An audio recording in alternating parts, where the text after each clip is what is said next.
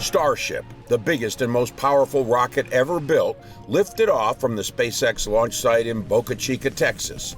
The Super Heavy booster's 33 Raptor engines generating 17 million pounds of thrust.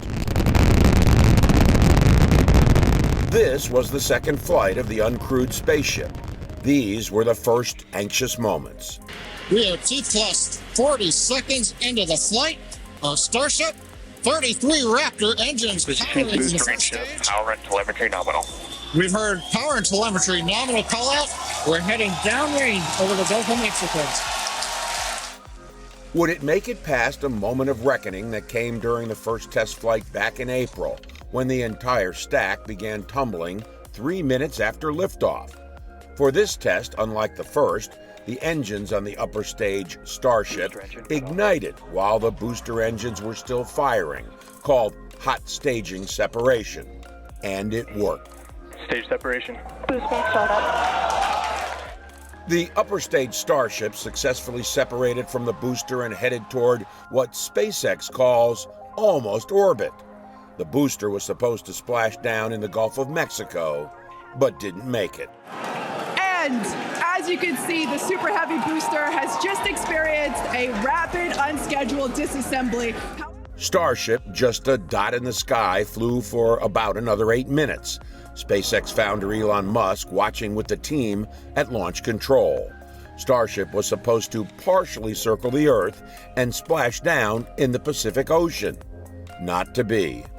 But what we do believe right now is that the automated flight termination system on second stage appears to have triggered very late in the burn as we were headed downrange out over the Gulf of Mexico. For SpaceX, this test was a success, getting well past stage separation. But clearly, there is a long way to go. There will be many more test launches to prove the rocket can fly successfully. And there is quite literally a lot riding on Starship. NASA's Artemis astronauts will use a modified version of Starship to land on the moon in about 3 years. That's not a lot of time to go from testing to operational. Of course, a whole lot has to go right for both NASA and SpaceX to pull off a 2026 lunar sojourn. But for SpaceX founder Elon Musk, this is validation that his dream spaceship is one step closer to reaching the biggest prize of them all, Mars. Mars is a fixer-upper of a planet, and so it's going to take some work to make it easy to live there. But one day we could make Mars a planet like Earth.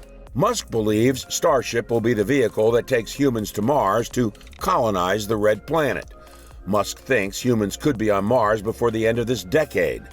Before that, the plan is for Starship to orbit the moon in 2025, carrying a Japanese billionaire and 8 crew members he chose. The timeline may be more optimistic than realistic, but SpaceX just might pull it off. For MyRadar, I'm John Zarrella.